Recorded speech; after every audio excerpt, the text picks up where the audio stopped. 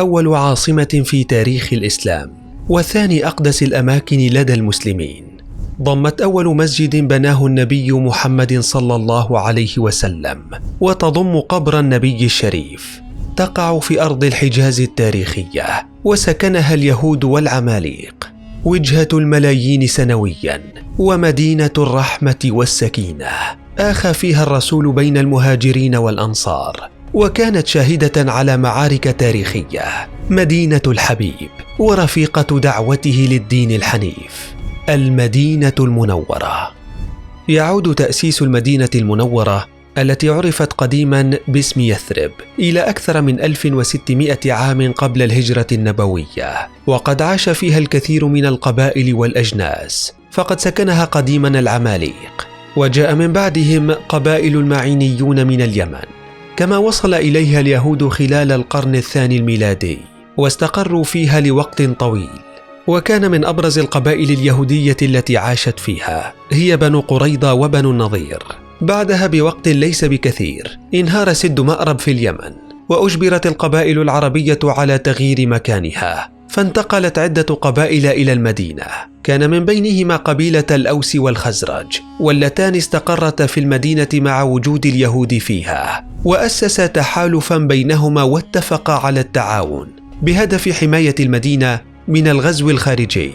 وقد أتى ذلك التحالف بثماره، حيث التزموا فيه لمدة طويلة، وخلالها ازدادت أعدادهم ونمت ثرواتهم بشكل جيد، حتى تحول إلى عدوين لدودين واندلعت بينهما الخلافات، وذلك بعدما عمل اليهود على التفريق والإيقاع بينهما، خوفا من اتساع سلطتهم ونفوذهم في المنطقة، لتستمر الصراعات بينهم حتى القرن السابع الميلادي. فحينها ظهر الإسلام في مدينة مكة المكرمة، وذلك على يد الرسول الكريم محمد صلى الله عليه وسلم، حيث دعا الناس للدين الإسلامي، وهو الأمر الذي أغضب سادة قريش الذين لم يتهاونوا في مضايقة النبي الكريم والعمل على إحباط دعوته بكافة الأساليب الممكنة. فما كان أمامه في النهاية إلا الهجرة من مكة، ليقرر حينها الهجرة إلى يثرب، أو ما يعرف اليوم المدينة المنورة، وذلك بعدما اتفق مع وفد من قبيلتي الأوس والخزرج على نصرته وحمايته بعد دخولهم في دين الإسلام. فهاجر مع من دخل الإسلام إلى يثرب، ومعه صاحبه أبو بكر الصديق، وقبل دخوله للمدينة مر في قباء لأداء الصلاة، وبنى فيها مسجدا كان هو أول مسجد في الإسلام. وقد دخل المدينة في 12 من ربيع الأول في السنة الأولى الهجرية، وفي ذلك اليوم دخلت المدينة تاريخا جديدا سيجعلها من أقدس الأماكن لدى المسلمين، ويمنحها تاريخا عريقا تتعلمه الأجيال للأبد. فمع وصول النبي ليثرب قام ببناء المسجد النبوي الشريف الذي يعتبر نواة الدولة الإسلامية الجديدة آنذاك، ثم آخى بين المهاجرين والأنصار بعد قدومه ب5 أشهر، فكان الأنصار يقتسمون أموالهم وبيوتهم مع المهاجرين، ثم انتقل لتنظيم العلاقات بين سكان المدينة، ووضع أول دستور في التاريخ الإسلامي الذي سمي بدستور المدينة أو الصحيفة، ووضح فيه التزامات جميع الأطراف في المدينة إن كانوا من الأنصار والمهاجرين أو حتى اليهود، حيث نص على تحالف كل القبائل لمواجهة أي غزو للمدينة، وعاهد اليهود أيضا على المحافظة على دينهم وأموالهم، وغير اسمها من يثرب إلى المدينة لتصبح بذلك أول عاصمة إسلامية في التاريخ ومقرا لانطلاق الغزوات الإسلامية. انطلقت من المدينة جميع غزوات الرسول، وكانت أولها غزوة بدر التي حدثت في 17 من رمضان للعام الثاني من الهجرة، حيث جمع الرسول جيشا قوامه 313 رجل ليهاجم قافلة لأبو سفيان بن حرب الذي حشد جيشا قوامه 1000 رجل بعد سماعه بتجهيز جيش المسلمين. ووقعت المعركة قرب آبار بدر، وحقق فيها المسلمون انتصارا ساحقا رغم قلة عددهم.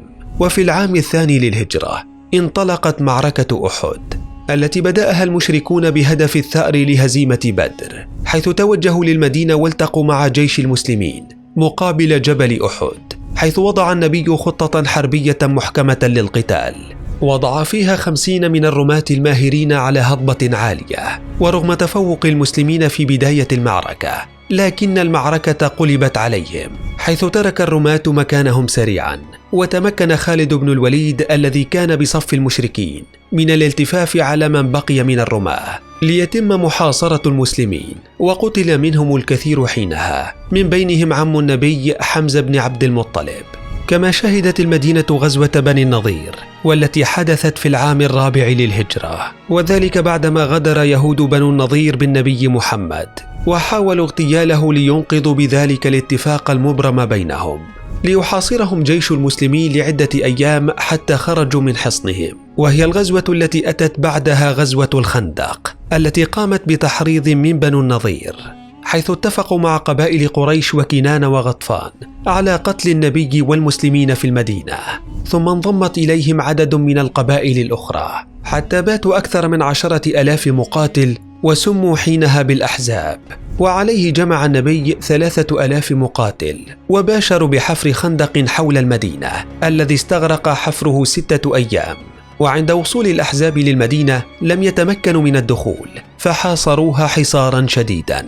ثم أنقذ يهود بني قريظة الاتفاق مع النبي، وحاولوا إدخال الأحزاب للمدينة لكنهم فشلوا. وبعد 24 ليلة من الحصار رحل الأحزاب عن أسوار المدينة، بعدما جاءتهم ريح شديدة وعانوا من الوقوف دون تقدم.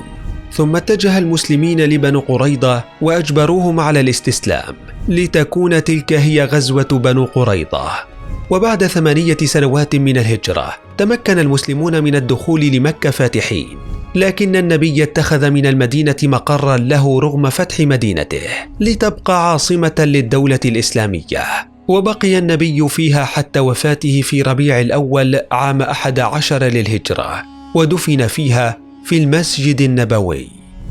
مع دخول عهد الخلفاء الراشدين عاشت المدينة المنورة أزهى عصورها، حيث قضى أبو بكر الصديق على المرتدين سريعا، وفتح في عهد عمر بن الخطاب بلاد الشام ومصر وبلاد فارس. ثم كانت شاهدة على الفتوحات الإسلامية بعهد عثمان بن عفان، وبقيت بذلك عاصمة للدولة الإسلامية، حتى أسس معاوية بن أبي سفيان الدولة الأموية، واتخذ من دمشق عاصمة له، لتنتقل بذلك العاصمة الإسلامية لأول مرة.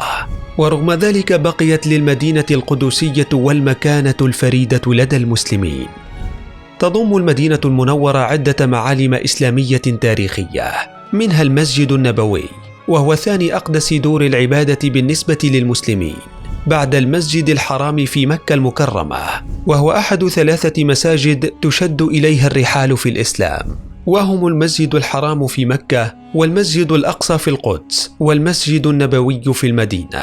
ويقع المسجد النبوي في قلب المدينة، وأقيم في المكان الذي بركت فيه ناقة النبي عندما جاء إلى المدينة مهاجرا. ويضم المسجد النبوي العديد من المعالم، من أبرزها قبره صلى الله عليه وسلم الذي يوجد تحت القبة الخضراء، ومنبره الذي قال عنه إن من بينه وبين قبره روضة من رياض الجنة. وقد خضع المسجد للتطوير والتوسعة على مدار كل تلك السنوات الماضية، بداية من توسعة النبي في السنة 7 للهجرة، مرورا بتوسعة عمر بن الخطاب، حيث باتت مساحته حينها تفوق 3575 مترا مربعا. وتواصلت التوسعة في العهد الأموي، حيث أمر الخليفة الأموي الوليد بن عبد الملك بزيادة مساحة المسجد وإعادة إعماره، حيث بلغت مساحته 6440 مترا مربع. وزاد عدد أبواب المسجد في عهد الخليفة العباسي المهدي فصارت 24 بابا. وتوسعت مساحة المسجد إلى 8890 مترا مربعا. كما تعرض المسجد النبوي لحريق عام 654 هجري، وذلك في عهد الخليفة العباسي المستعصم الذي سعى لإعادة إعماره، إلا أن غزو التتار وسقوط بغداد في أيديهم سنة 656 هجري حال دون ذلك، ولم تتم عملية الترميم إلا في العصر المملوكي.